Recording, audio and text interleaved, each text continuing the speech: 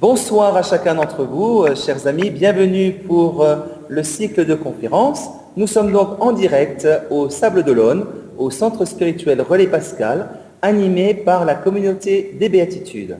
Depuis maintenant 4 semaines, nous vivons donc ce cycle de préparation pour un renouvellement de notre grâce baptismale par le Saint-Esprit qui nous prépare donc à cette grande fête de la Pentecôte où vous êtes bien sûr chacun et chacune invités ce jour même de la Pentecôte à Saint-Laurent-sur-Sèvre pour célébrer le grand jubilé de la Pentecôte avec notre évêque, Monseigneur Alain Castet.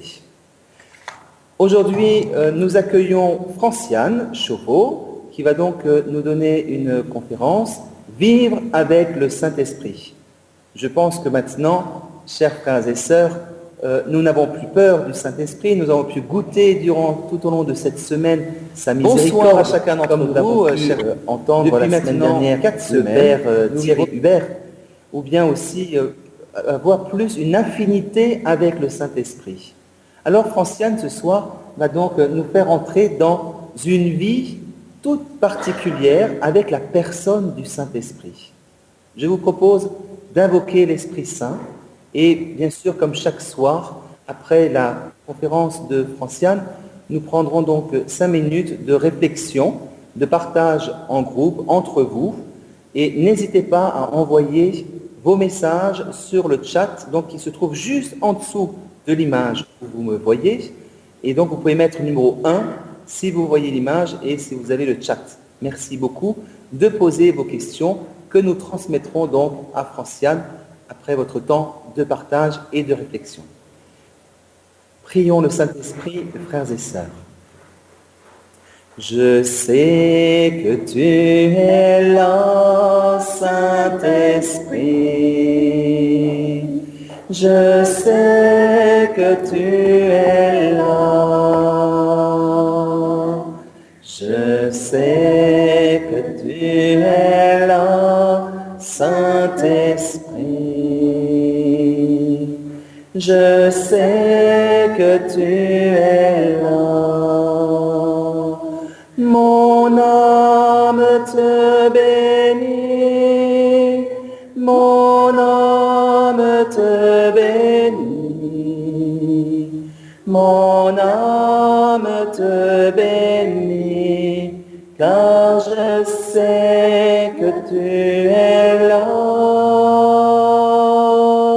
Mon âme te bénit, mon âme te bénit, mon âme te bénit, car je sais que tu es là.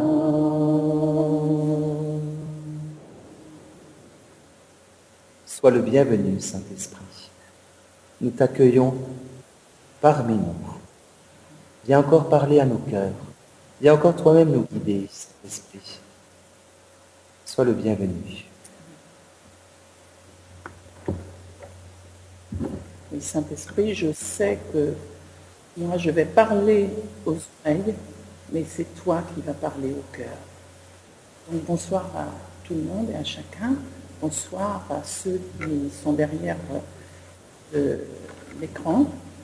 Et même si je ne vous regarde pas, je vous ai à l'esprit. Donc vivre avec l'Esprit Saint, c'est ce qu'on appelle la vie spirituelle. L'Esprit Saint reçu à notre baptême. Et pour vous parler de la vie dans l'Esprit, je me suis appuyée sur une phrase de Madeleine d'Elbrel, dont la vie a été vraiment un exemple en la matière. Madeleine d'Elbrel, je ne sais pas si vous connaissez, c'est une mystique chrétienne française qui était assistante sociale, qui est décédée en 1964, qui a vécu une conversion à 20 ans et qui a fait vraiment une expérience forte de l'Évangile. Elle a œuvré pendant 30 ans dans la ville marxiste d'Ivry-sur-Seine, en banlieue parisienne, en cultivant l'amitié avec les gens des rues. Et elle parlait à ce propos de mon école de foi appliquée. Et elle a cherché tout simplement à vivre l'Évangile là où elle était, dans une vie ordinaire, celle que tout chrétien peut vivre, c'est-à-dire chacun de nous. Et on peut dire qu'elle a eu une attitude prophétique, entre parenthèses, hein, quand on sait que le pape François nous invite, nous encourage, nous appelle à évangéliser dans les périphéries. Alors, un peu plus fort, on me demande. Madeleine Delbrel dit à propos de la vie spirituelle, c'est une vie animée et guidée par l'Esprit Saint, ça va bon, vers la sainteté, c'est-à-dire la perfection de la charité. C'est une vie humaine guidée de l'intérieur. Donc je développerai en 3 points. J'insiste sur le fait que ce n'est pas une autre vie que la vie réelle dans laquelle nous vivons, qui est la nôtre. Donc, une vie animée et guidée par l'Esprit Saint. Quand on se livre à l'Esprit Saint, on ne perd pas sa liberté. On peut se dire, si c'est le Seigneur qui tient les rênes de ma vie, je n'ai pas ma liberté. Mais on ne perd pas sa liberté.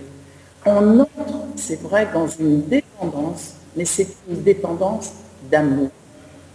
C'est le pape Jean-Paul II, Saint Jean-Paul II, qui dit « La liberté de l'homme et la loi de Dieu ne s'opposent pas, mais au contraire, mutuellement. » Parce qu'on n'est pas dans une soumission servile, ce n'est pas une soumission servile. Nous gardons nos facultés, elles gardent toutes leurs valeurs, notre intelligence, notre mémoire, notre imagination, notre volonté, et aussi nos désirs. Mais nos désirs les plus authentiques, évidemment, pas nos caprices, pas nos désirs, nos envies superficielles. Et c'est le franciscain Éloi Leclerc qui dit à ce propos, nos désirs profonds sont des promesses que Dieu nous fait. Oui, le Seigneur, l'Esprit Saint, respecte notre liberté. C'est d'ailleurs la dignité de l'homme. Dieu respecte notre liberté, mais il la sollicite. Et il nous donne sa grâce pour y répondre. Saint Augustin dit d'ailleurs à ce propos, « Donne ce que tu ordonnes et ordonne ce que tu veux. » Alors n'ayons pas peur. De toute façon, le Seigneur n'entre pas par effraction dans un cœur. Vous savez, vous connaissez peut-être la peinture qu'on attribue à Sainte Thérèse de Lisieux. On voit le Christ qui frappe à une porte. Et cette porte n'a pas de poignée extérieure, elle n'a une poignée qu'intérieure. C'est l'image, c'est le symbole de notre cœur. Ça veut dire que le Seigneur frappe, je me tiens à la porte et je frappe, nous dit le Seigneur. Mais il n'entre que si on ouvre la porte de notre cœur, de l'intérieur. Et toujours à propos de liberté, il y a un paradoxe, une paradoxale, qui dit on ne peut devenir vraiment libre que si l'on accepte de ne pas toujours l'être. C'est-à-dire choisir ou consentir. La liberté, c'est non seulement choisir, mais c'est consentir, ce que nous n'avons pas choisi. Et consentir, c'est le contraire de se révolter. Mais consentir, ça n'est pas se résigner, c'est accepter librement. Et c'est d'ailleurs une loi humaine nécessaire, parce que sur le plan humain, nous avons un corps, nous avons nos limites personnelles, c'est une nécessité humaine. Par exemple, notre corps, nous ne l'avons pas choisi. Il y a peut-être des parties de notre corps qui nous viennent, notre santé, nos fragilités, nos qualités intellectuelles, ou au contraire, nos difficultés intellectuelles. On ne les a pas choisies. Et puis, sans compter que la vie nous impose, une situation que la vie nous impose. Par exemple, un deuil, un échec professionnel, une maladie, un accident qui peut laisser des séquelles, la vieillesse. Donc, choisir ou consentir, c'est une nécessité d'abord humaine, et c'est surtout une nécessité spirituelle. Et c'est toujours une attitude féconde. Quand on s'abandonne, quand on accepte, quand on consent sans avoir pu choisir. Et c'est d'ailleurs le paradoxe évangélique. Jésus nous dit qu'il veut sauver sa vie, la perdra, mais qui perdra sa vie à cause de moi, la sauvera. En d'autres termes, qui veut à tout prix préserver sa liberté, la perdra, mais qui accepte de la perdre en la remettant avec confiance entre les mains de Dieu, la sauvera. Et j'ajoute, elle lui sera redonnée, restituée, redonnée plus belle et plus profonde. Et pour illustrer cette affirmation, je vais prendre l'exemple du père Emiliano Tardif. Bon.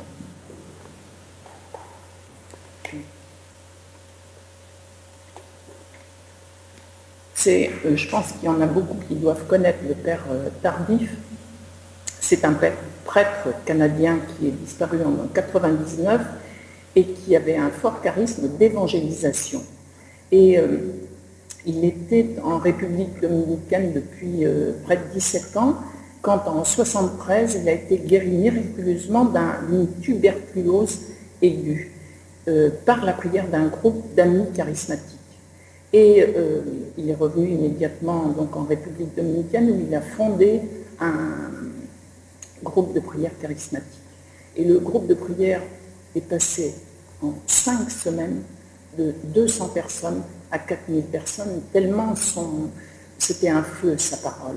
Et donc il a commencé à évangéliser en Amérique, partout en Amérique latine, et même un peu plus tard en Europe, mais donc ça c'était en 1973. Et en 1975 a eu lieu à Rome le premier rassemblement international charismatique. Et il pensait, comme il était déjà très connu en Amérique, et en Amérique latine en particulier, il s'est dit, je vais être choisi, il pensait être choisi pour représenter l'Amérique à Rome. Mais il n'a pas été choisi. Et j'ai entendu son histoire de ses propres, à une session internationale. Et il dit, eh bien, je n'ai pas choisi, mais j'ai dû consentir. Et il poursuivait en disant, le jour et à l'heure où commençait la session internationale à Rome, eh bien, j'étais sur un chemin pierreux, caillouteux, sous un soleil de plomb, et je montais vers un petit village du Pérou, je crois, pour évangéliser. Je pensais évidemment à Rome. Et c'est la première fois que le Seigneur, poursuivait-il, que le Seigneur m'a donné d'exercer le charisme de guérison. Et on sait ce qu'a été ce charisme après. Il a touché des milliers, on peut dire, de personnes. Et d'évangélisation aussi, parce que les interventions du père Tardif commençaient toujours par un temps d'évangélisation et suivi éventuellement, si le Seigneur lui donnait ce charisme, proclamation des guérisons. Donc, choisir ou consentir, on est sûr de la fécondité, de notre abandon à la volonté de Dieu.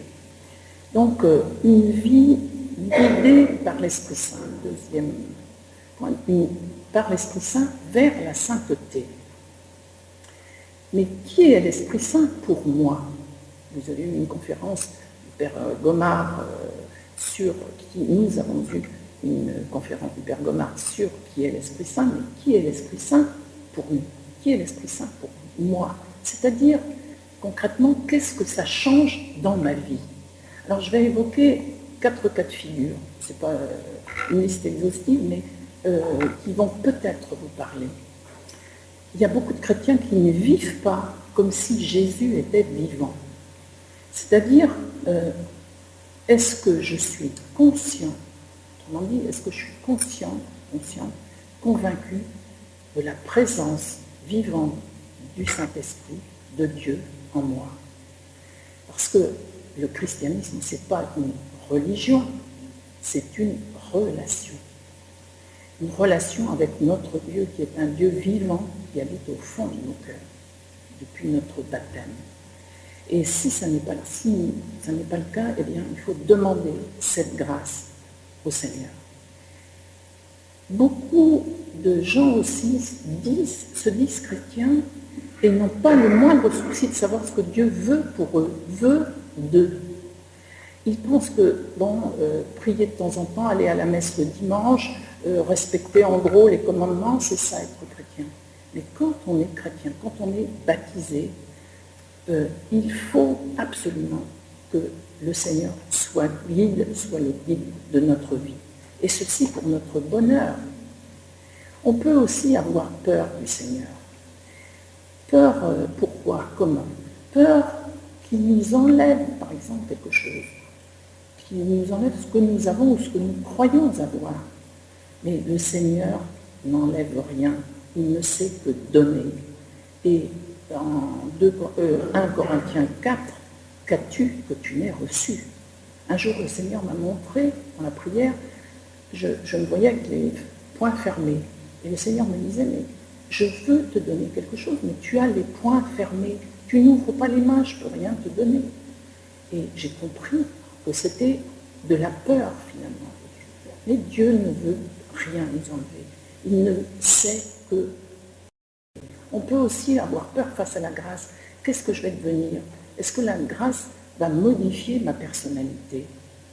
Mais la grâce, là du coup c'est saint Thomas d'Aquin qui nous donne la réponse, la grâce ne détruit pas la nature, mais elle la perfectionne.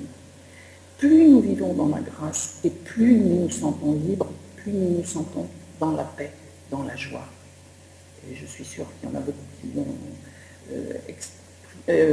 expérimenté. Ou encore, on invoque l'Esprit Saint le matin, par exemple, et puis on se met immédiatement à fonctionner comme si on n'avait pas invoqué, à fonctionner selon notre comportement habituel, c'est-à-dire on raisonne, on réfléchit. Comme on a prié, on a invoqué l'Esprit Saint le matin, on pense que c'est ça, vivre selon l'Esprit. Mais on ne l'intègre pas dans notre vie. Or, vivre avec l'Esprit Saint, c'est l'intégrer tout au long de notre journée. Dans tout ce que nous faisons. Alors donc, une vie guidée par l'Esprit Saint vers la sainteté.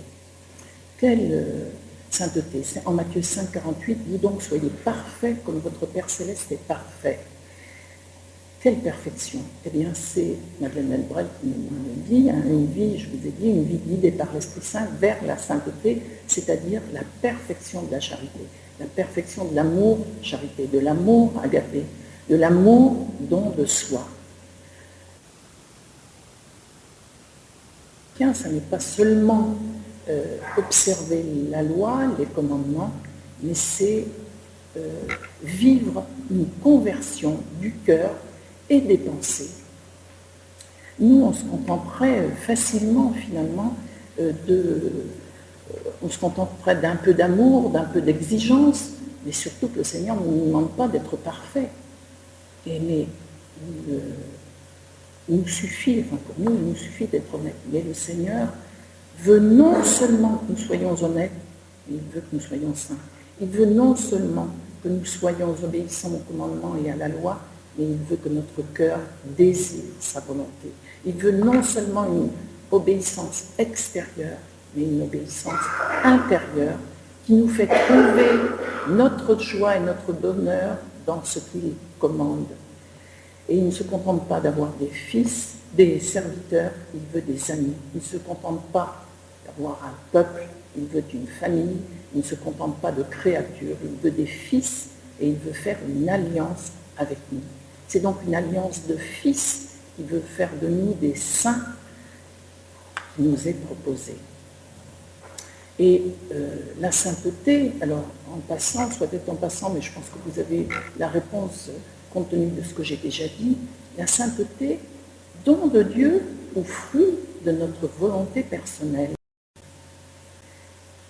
Don de Dieu, c'est sûr, c'est pas nous qui nous faisons saints, c'est l'œuvre de la grâce, de l'Esprit en nous, c'est Dieu qui nous sanctifie. Mais nous avons à adhérer, à participer, à nous convertir. Et l'Esprit Saint n'est pas de panique, et l'Esprit Saint qui est à la fois lumière et force, c'est l'Esprit Saint qui nous donne justement la force de répondre à ce que nous demande le Seigneur. Tout est, autrement dit, tout est déjà donné depuis notre baptême, à notre baptême. Nous avons été engendrés à une vie nouvelle, mais tout reste à faire.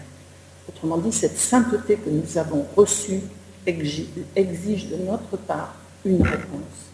c'est un germe, comme on dit, et c'est là qu'intervient notre liberté. Et Saint Augustin nous dit justement, Dieu qui t'a créé sans toi ne te sauvera pas sans toi. Et en même temps, sans moi, vous ne pouvez rien faire. C'est cette dualité, c'est cette double dynamique qui est le signe justement de notre liberté. Et c'est le lieu de notre sainteté. C'est ce qu'on appelle le combat spirituel. Donc, grand 3, enfin troisième partie, une vie humaine guidée de l'intérieur. Comment l'Esprit Saint nous parle-t-il? Comment agit-il? Comment connaître sa volonté pour nous, et comment faire sa volonté, comment se convertir. Alors,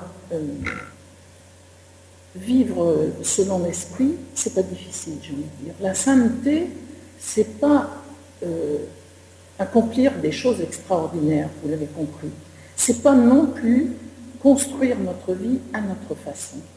C'est nous laisser conduire par l'Esprit Saint, qui est à la fois lumière et force, je répète.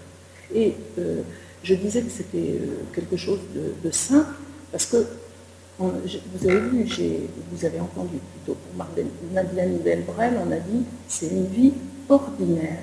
Elle a vécu une vie humaine ordinaire, celle que tout chrétien peut vivre. Ce n'est pas une vie à côté de la vie réelle. Et donc vivre selon l'Esprit Saint, ce n'est pas compliqué.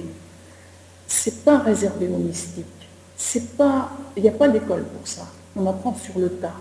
Il n'y a pas besoin non plus d'avoir fait des études de théologie. C'est pas mal d'en avoir fait non plus, parce que, en fait, c'est entrer en relation avec l'Esprit Saint qui habite en nous.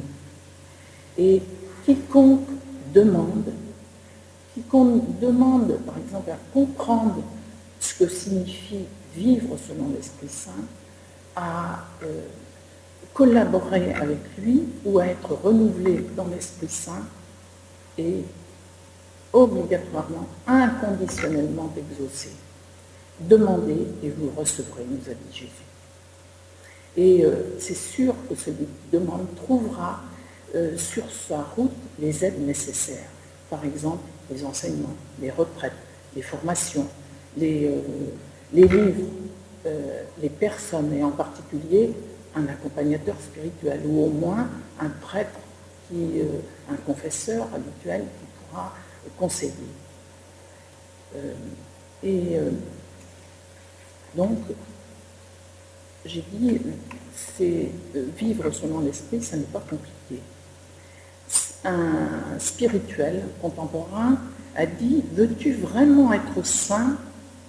Alors remplis le devoir de chaque instant. C'est-à-dire que la volonté de Dieu passe par notre devoir d'état, ce qu'on appelle peut-être toujours quand même, notre devoir d'état. Saint Jean de la Croix dit à ce propos, il faut faire simplement ce que nous sommes obligés de faire nécessairement. Et on a dit donc, remplir le devoir de chaque instant. Vivre l'instant présent. Ni le passé, ni le futur. La grâce nous est donnée pour le présent. Le passé est passé, le futur n'est pas encore là. Donc la grâce pour le passé est passée, et la grâce pour le futur n'est pas encore là. Donc vivre l'instant présent. L'esprit nous guide étape après étape. C'est pas comme le GPS de la voiture, même si c'est un GPS aussi, guidé par le Saint-Esprit, vous savez bien, mais pas comme le GPS de la voiture, qui lui nous donne tout l'itinéraire d'un coup. Là, on est guidé, sa grâce nous est donnée chaque jour, jour après jour. Et à ce propos, la grâce, finalement, c'est comme la manne pour les Hébreux dans le désert. Vous vous souvenez, ils étaient nourris jour après jour. Ils ramassaient la manne dont ils avaient besoin, la nourriture dont ils avaient besoin pour la journée. Pas pour le lendemain, parce que sinon ils périssaient. Et ceux qui n'en avaient pas pris beaucoup en avaient suffisamment, et ceux qui en avaient pris beaucoup n'en avaient pas trop, parce qu'ils ne pouvaient pas la garder. Alors, comment nous parle l'Esprit Saint? Il nous parle de multiples façons. D'abord, par la nature, par la création, l'infiniment petit, l'infiniment grand. On voit notre Créateur, on ne peut pas douter, ce sont des signes, en tous les cas pour moi. Mais aussi les événements, même ceux qui paraissent contraires ou aberrants. Dieu se sert de tout. Vous savez, un tout concourt au bien de ceux qui aiment Dieu. Dieu se sert des événements pour nous attirer à lui. Les bons, mais aussi les moins bons. On pourrait prendre des exemples, mais je pense que vous les avez en tête. Les personnes également. Dieu nous parle par les personnes. Je suppose qu'il y en a plein qui connaissent cette histoire. C'est quelqu'un qui n'est pas content, qui dit au Seigneur, mais moi on me dit que tu parles à mon voisin, à mes amis, etc. Et moi tu ne me parles jamais. Et le Seigneur lui dit, très bien, demain je viendrai te visiter. Et le lendemain, il se met sur son 31, comme on dit, et il attend la visite du Seigneur. Le matin, il est dérangé par un voisin je ne parle pas assez fort, ça va ou pas? Ça va. Et le voisin, je viens pour un conseil. Oh, mon pauvre ami, je n'ai pas le temps de te recevoir. Un ami qui vient, il a un rendez-vous, il n'a pas de voiture, j'ai besoin de tes services. Impossible. Demain peut-être, mais pas aujourd'hui. Même chose, son vieux père vient parce qu'il a besoin d'aller chez le médecin. Mais on ira demain parce que je ne peux pas te conduire aujourd'hui, j'attends quelqu'un.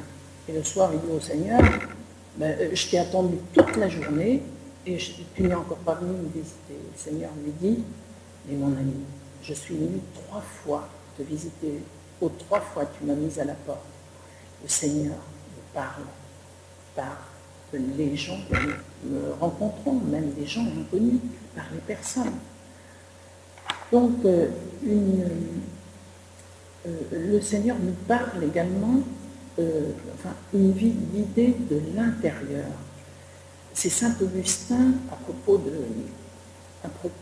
de cela, qui dit « Toi, beauté suprême, plus intérieure à moi-même que moi-même, je te cherchais au dehors alors que tu étais au dedans. » Donc l'Esprit Saint, il parle de l'Esprit Saint évidemment, qui nous habite.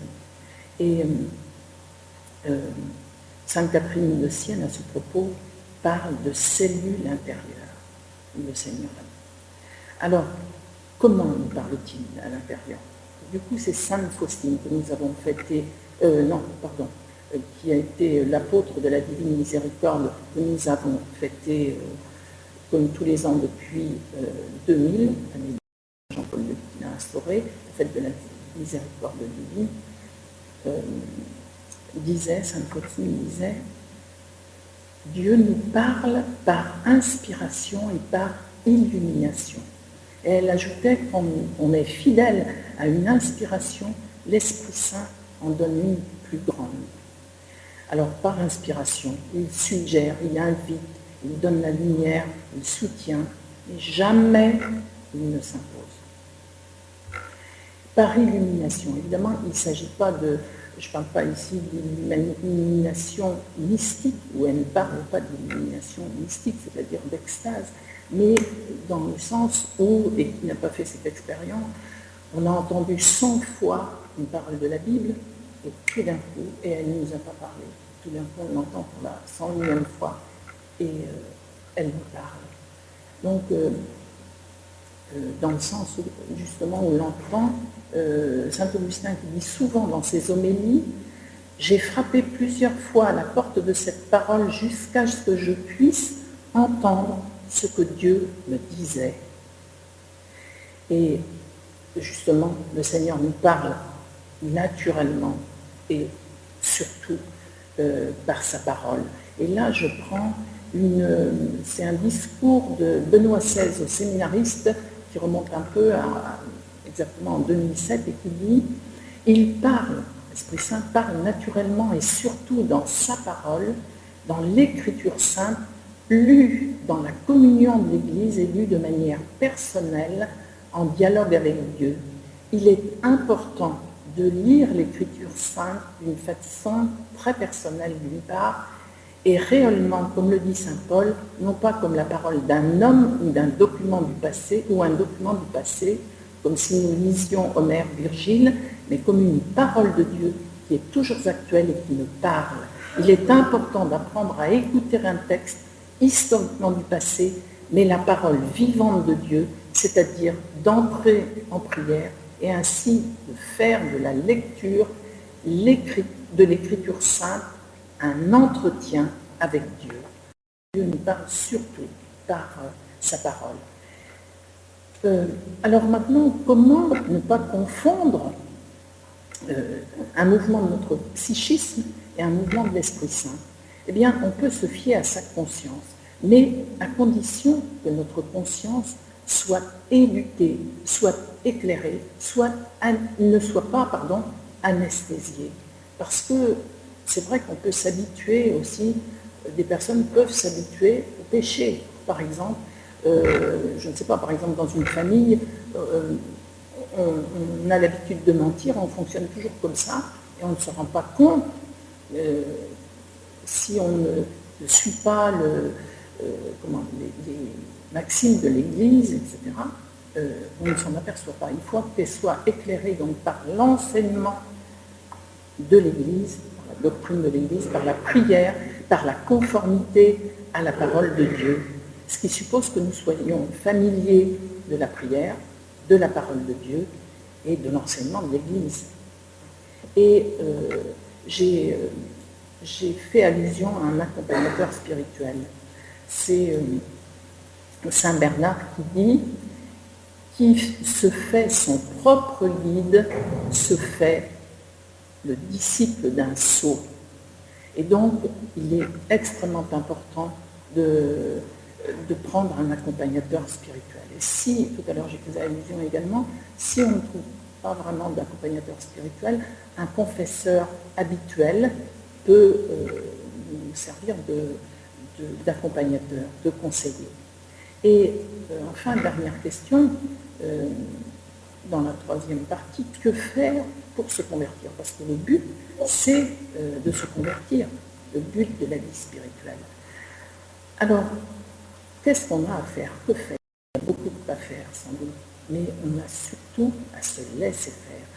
Il y a beaucoup à faire, mais il y a à répondre surtout à l'appel du Seigneur, certes, être acteur, mais ne pas être passif. Vous savez, au XVIIe siècle, il y a une hérésie qui est née, et qu'on appelait le piétisme, et qui consistait à penser que tout s'opérait passivement, par la seule grâce de Dieu. Non, on a à faire, mais on a surtout à se laisser faire par le Seigneur, à nous couler dans sa volonté, à accueillir sa grâce. Et là, c'est le contraire du volontarisme, c'est-à-dire combattre par ses propres forces. Donc, c'est un juste milieu, c'est un équilibre à trouver. Et pour moi, la meilleure réponse à la question « Comment faire pour se convertir ?», c'est la réponse, c'est la parole du Seigneur à Sainte Catherine de Sienne, de Jésus à Sainte Catherine de Sienne. « Fais-toi capacité, je me ferai torrent. » Fais-toi capacité, c'est-à-dire désencombre-toi de tout ce qui est inutile, libère-toi de toi-même, libère-toi du vieil homme, c'est-à-dire passer de l'esprit du monde à l'esprit de Jésus, c'est-à-dire nous laisser guérir de nos peurs, de nos jalousies, de notre orgueil, de notre paresse, etc., etc. Et c'est ça qu'on appelle le combat spirituel. Mais pas de panique, c'est le combat de toute une vie. On ne peut pas tout acquérir, d'ailleurs l'acquisition n'est jamais totale. Cette perfection de la charité qu'on a évoquée ne peut jamais être totale, elle n'est jamais non plus acquise une fois pour toutes. Il faut sans cesse sur le, comment dit-on, sur le métier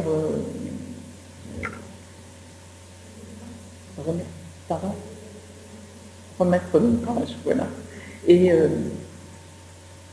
je dirais que je vous laisse comme une conclusion, pas de panique, et je vous donne une parole de Jésus à Sainte Faustine, que rien ne t'effraie ni ne te trouble, garde une paix profonde, tout est dans ma main, n'aie peur de rien, je suis avec toi.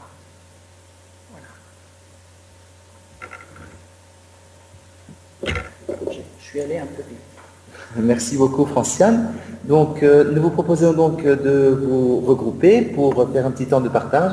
Pendant ce temps-là, Yann va donc mettre une petite musique et nous nous retrouvons donc dans 5 minutes. Voilà, donc n'hésitez pas à faire remonter vos questions, à partager entre vous. Je pense que l'enseignement de Franciane ce soir était très concret dans la vie avec le Saint-Esprit. Voilà, cela peut aussi nous aider à faire mémoire. Quelle est ma relation que je vis avec la personne du Saint-Esprit et comment je peux vivre avec elle. Voilà. Donc à tout de suite dans 5 minutes. Merci beaucoup.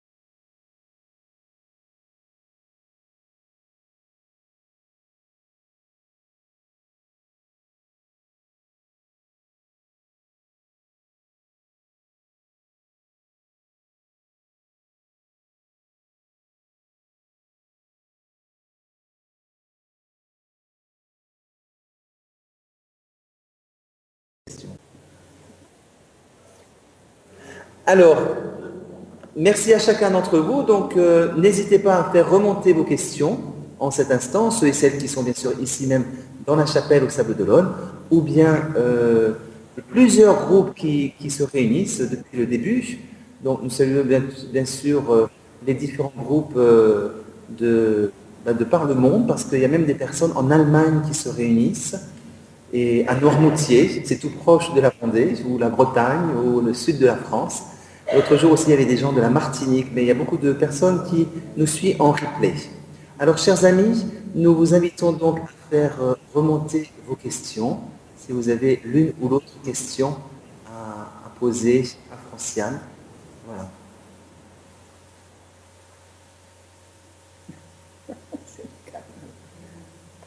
Vous avez pu partager entre vous, j'imagine?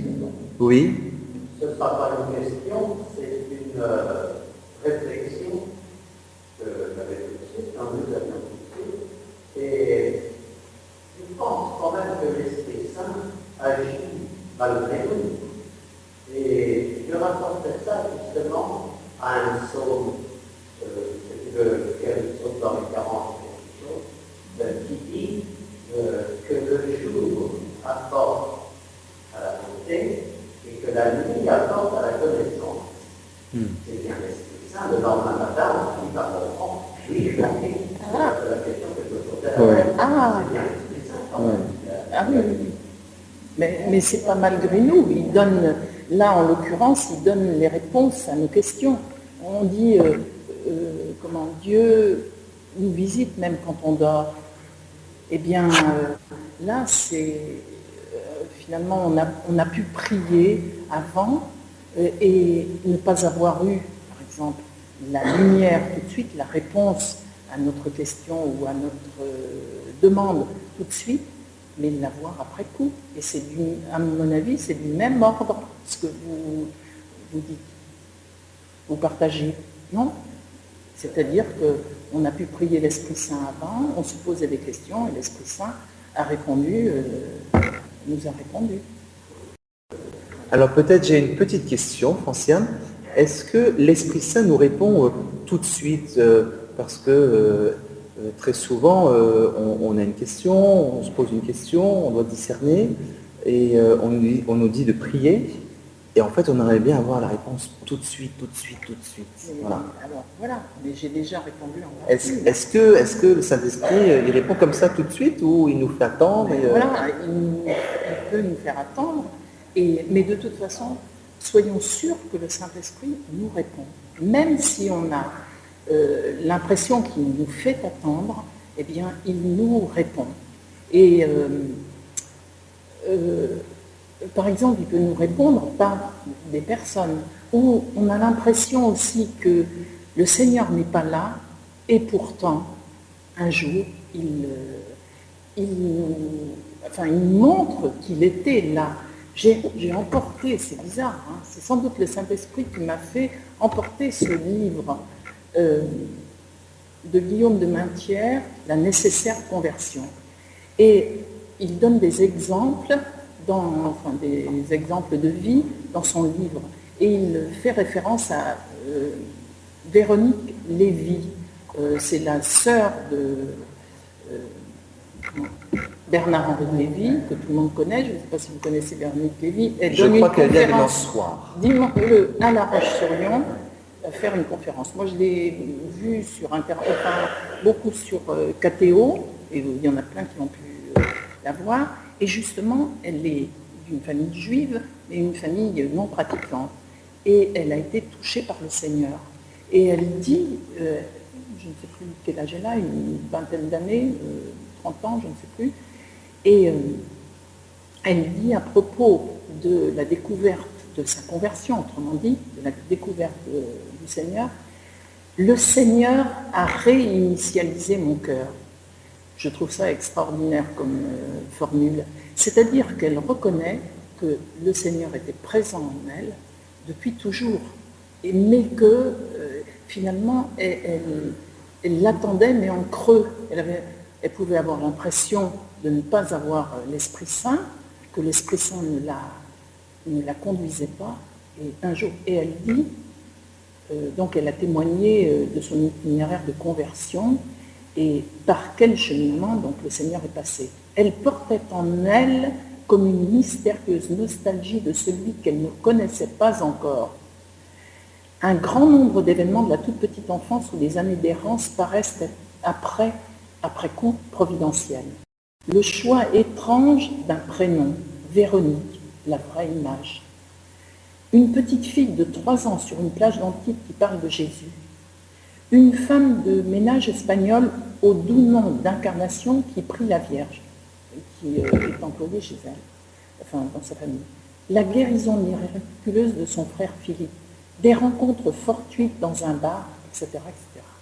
Et alors moi je l'ai entendu plusieurs fois, je vous le conseille, je vous la conseille. Non mais ceci pour dire, enfin c'est une réponse à la question que tu posais, de toute façon je presque un converti, hein, parce que vous avez compris qu'il voilà, il s'est fait l'avocat du diable. Hein.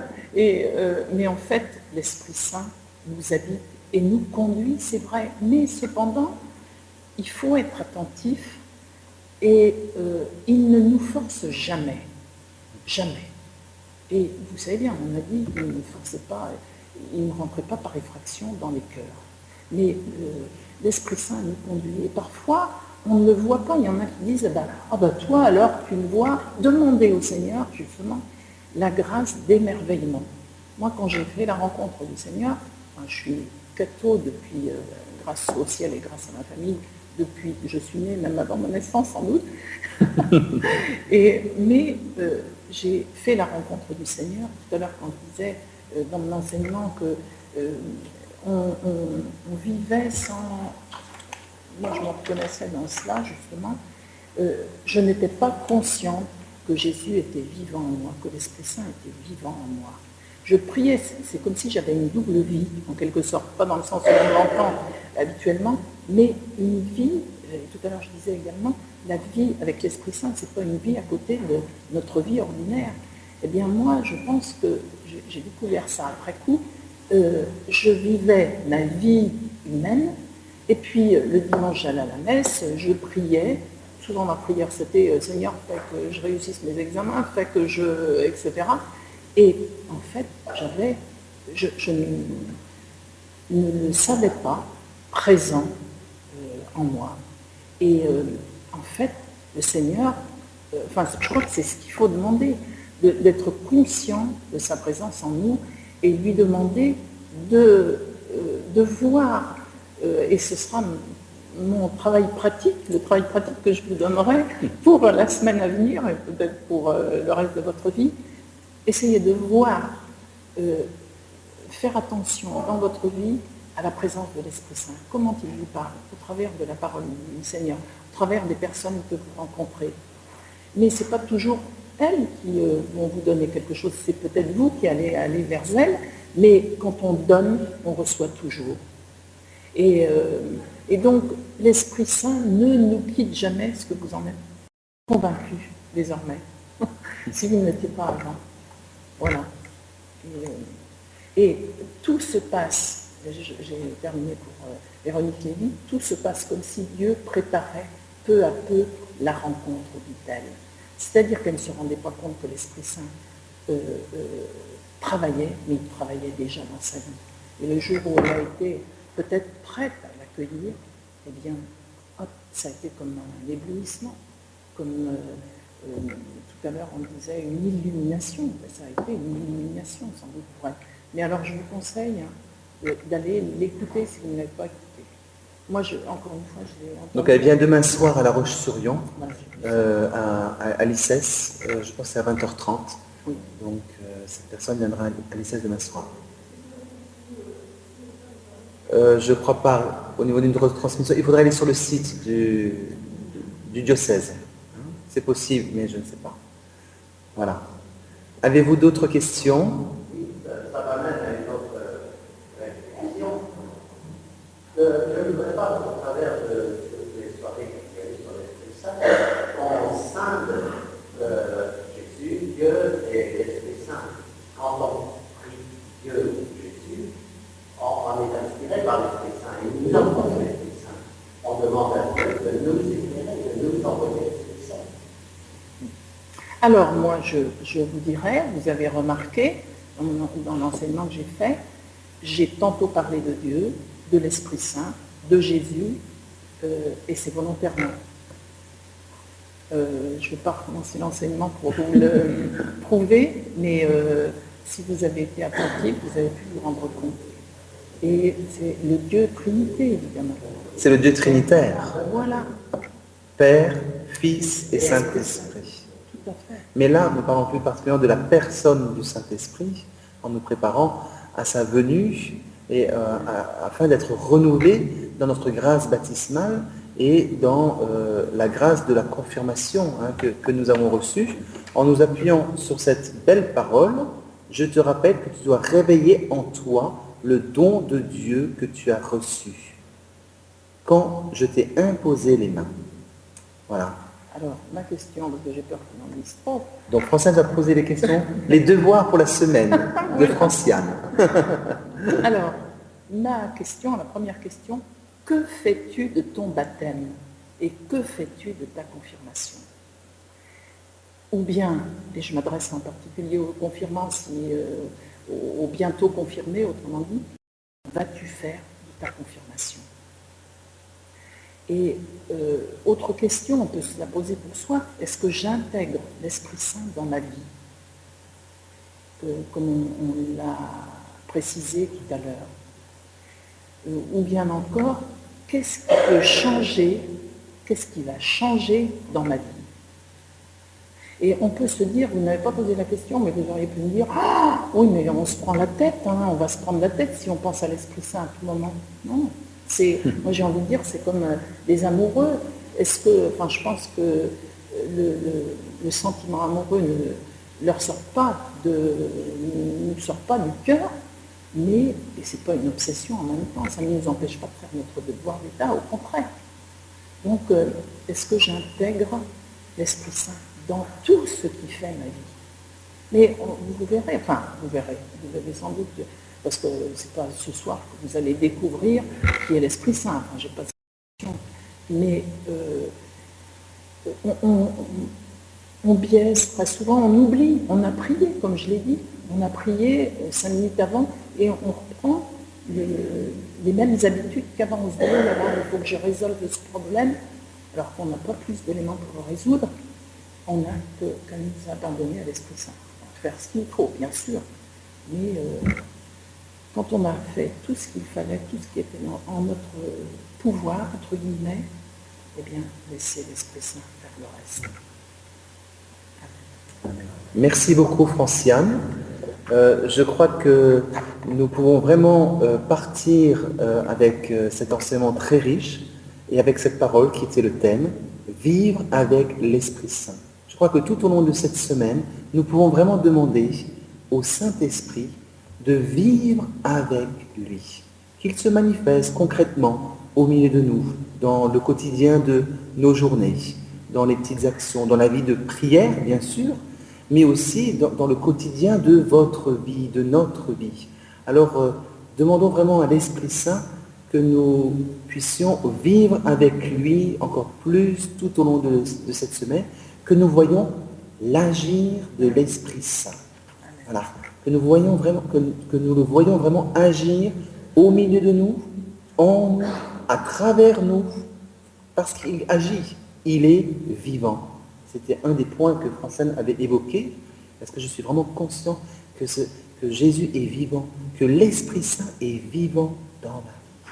Alors, bonne vie avec le Saint-Esprit. Est-ce que je peux ajouter juste? Mais bien sûr, Franciane. On reconnaît l'Esprit, le fruit de l'Esprit. Vous savez bien, je vous donne la référence, l'Épître aux Galates, au chapitre 5, versets 22-25, les fruits de l'Esprit, le fruit de l'Esprit, la paix, la joie, la douceur, la tranquillité de l'Esprit. Enfin, j'ai ma Bible, mais je ne vous lis pas, vous prendrez Galates 5, versets 22 à 25. Et moi, ce qui m'a frappé dans cette parole, un jour, c'est, je n'avais jamais remarqué, je pensais que c'était les fruits de l'Esprit sont ceci, ceci et cela. Le fruit de l'Esprit, c'est au singulier. Ça veut dire que on n'a pas à dire au Seigneur, ah ben moi je veux bien la paix, mais je ne veux pas l'amour fraternel. Ou je veux bien, par exemple, la confiance dans les autres ou la douceur, mais je ne veux pas la serviabilité. Servir les autres, merci bien. Le fruit de l'esprit. Merci Franciane. C'est fini. Alors nous allons donc nous retrouver la semaine prochaine avec le père Vincent Lautram qui est prêtre du diocèse de Luçon et aussi le curé de la paroisse des Sables d'Olonne et il est aussi responsable de la pastorale de la famille du diocèse de Luçon. Nous aurons donc comme thème la mission de l'Église animée par le Saint-Esprit. Merci à chacun d'entre vous. N'hésitez pas à faire connaître ces conférences. Vous pouvez bien sûr les regarder en replay. Notez aussi d'ores et déjà la grande neuvaine de la Pentecôte de Miséricorde, qui va donc commencer le vendredi 6 mai jusqu'au samedi 14 mai, 20 minutes au Cénacle tous les jours. Vous avez toutes les informations sur ce feuillet sur le site du Centre spirituel Relais Pascal. Nous pouvons aussi nous retrouver en direct le deuxième mardi de chaque mois où vous pouvez vivre une messe en direct célébrée au Centre spirituel, une messe en l'honneur du Saint-Esprit, ainsi qu'un temps de louange, de prière et de guérison. Et à 21h, nous aurons une petite conférence avec le frère Emidio Marie, qui est prêtre et frère des franciscains de Cholet. Donc le frère Emidio Marie célébrera aussi la messe en direct ici même au Sable d'Olonne. Merci à chacun d'entre vous, que le Seigneur vous bénisse. N'hésitez pas aussi à nous envoyer vos témoignages, vos réactions à l'adresse du centre spirituel ou par chat et aussi de nous dire, nous sommes un groupe, nous sommes 10 personnes, 15 personnes, 20 personnes, voilà. Je sais que plusieurs se retrouvent le jeudi, alors nous saluons aussi le groupe du jeudi et nous vous gardons bien sûr chacun et chacune dans la prière. Rendons grâce au Seigneur. Merci à chacun d'entre vous et à la semaine prochaine. Amen.